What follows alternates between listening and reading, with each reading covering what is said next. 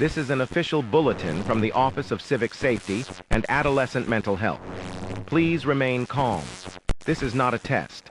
We are issuing this message in response to reports originating across several school districts in the region, specifically from students, faculty, and bus personnel.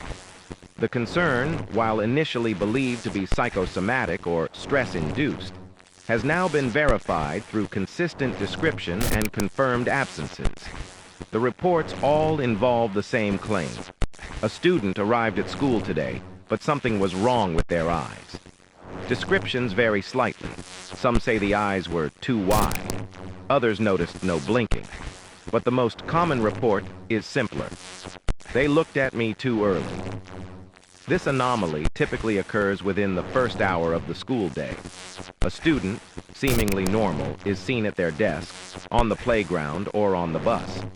But something is off. A friend raises their hand to greet them. The student turns to meet their gaze. Only their face doesn't follow right. Their head turns, yes, but their eyes are already watching, like they knew the moment would happen and prepared for it in advance, too far in advance.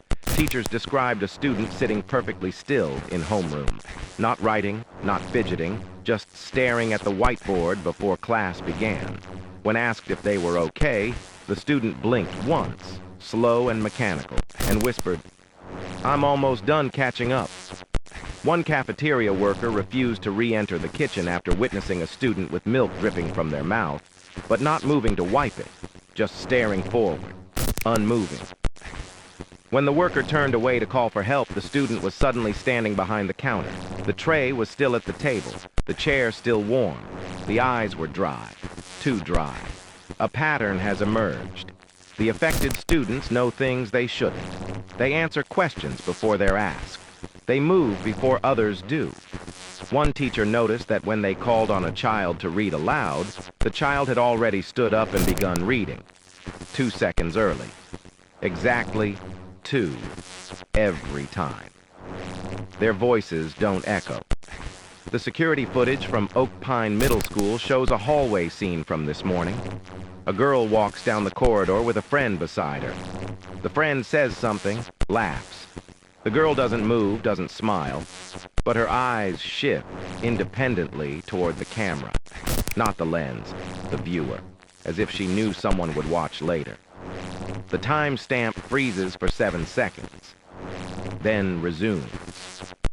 The girl is gone. The friend is still laughing, alone. If you look into their eyes too long, you'll notice it. A slight ripple, like heat haze, like something deep beneath the iris, behind the reflection, is pushing forward. Some students report headaches after speaking to the affected. Others mention feeling behind or slow, as though their friend had already finished the conversation before it started. One girl reportedly began crying during art class, saying, "He blinked without blinking. He blinked inside." We have attempted contact with several of the students marked present, but no longer traceable. All emergency numbers return as disconnected. Home addresses are empty. Photos show faces that no longer match. In every yearbook, the affected students' eyes appear slightly out of focus, only in the printed copy. Do not try to confront them. Do not ask what's wrong.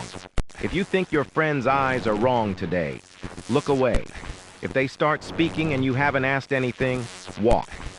If you see them waiting at the end of the hallway before you've turned the corner, run. They are ahead of us, and the further ahead they get, the harder it becomes to catch up. Eventually, they stop pretending. Eventually, they stop blinking altogether. Eventually, they wait for you to see what they already saw. We repeat, this is not a test. End transmission.